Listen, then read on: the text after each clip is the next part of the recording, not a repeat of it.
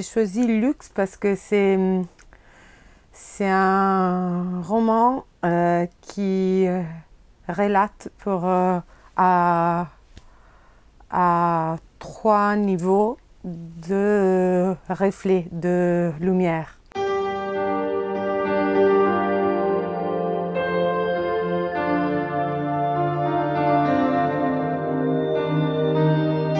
L'histoire de Luxe, c'est un peu l'histoire d'un héritage qu'un jeune homme italo-anglais reçoit sur une île imprécisée et mystérieuse aussi un peu du sud.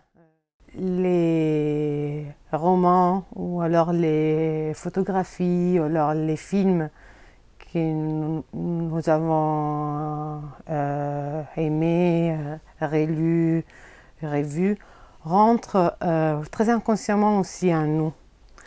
Et donc, je veux séparer les références que j'ai redécouvertes ou et appris après, une fois que c'était fini, et celles qui étaient présentes.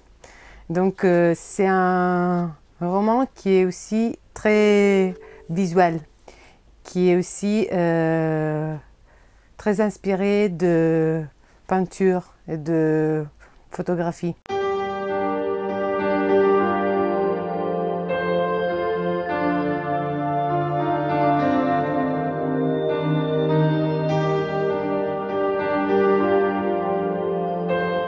Au niveau plus littéraire, romanesque, il y a un philosophe, Yankelevitch, que je cite aussi dans l'ouverture, donc, qui a écrit un livre qui s'appelle les Je ne sais quoi ou les presque rien. Réflexion sur des mini-choses, des fragments de vérité et des brillances et d'illumination qui nous frappent et qui nous suivent et qui nous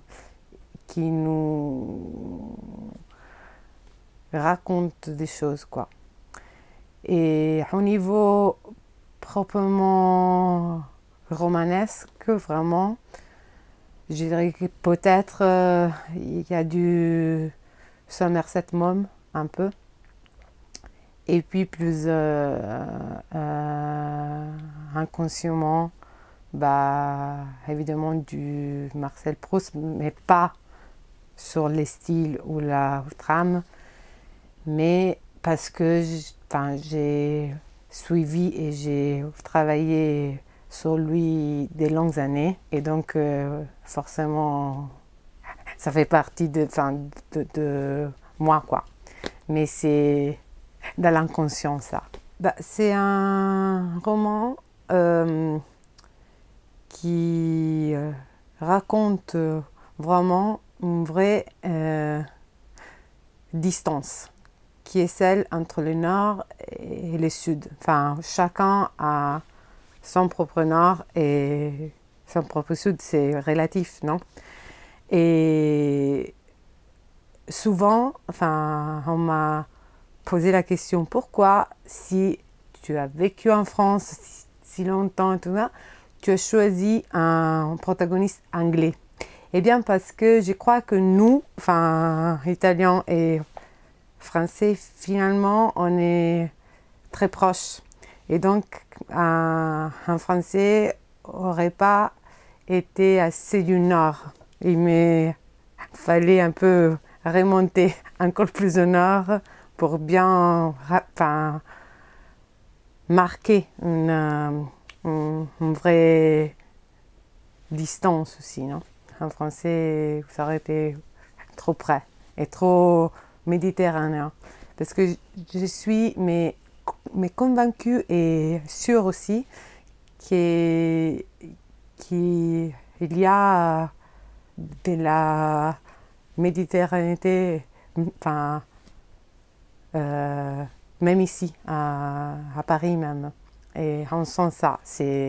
Bien évidemment, c'est différent de Rome ou de Milan ou de Palerme, mais on fait quand même, enfin, on s'y rassemble assez, quoi.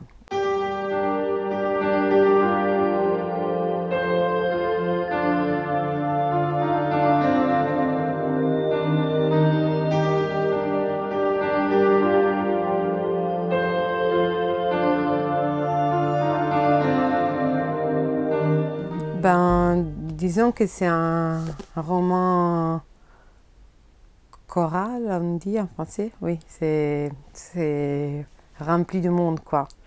Et donc, c'est assez compliqué pour moi de élire un préféré. Mais peut-être si je dois vraiment choisir, je dirais Agave, qui est aussi sur la couverture, en fait, qui est à la fois une mère, une fille, une présence hyper sage et aussi immature et un peu folle, quoi, un peu très impulsive. Elle relie, elle relate des féminités très différentes et très présentes et bouleversantes, quoi. Ils sont souvent appelés ces récits un réalisme magique. Et je crois que c'était pas volontaire. C'était, comme on disait tout à l'heure, du réalisme magique, inconscient, souterrain. Mais oui, il y a quand même des présences assez excentriques, assez impossibles aussi, irréelles mais présentes. Donc oui, pourquoi pas. Après, chacun, enfin, il voit un peu ce qu'il veut, non? Mais oui, il y a sûrement des éléments fous et présents et réels et aussi un peu surprenants.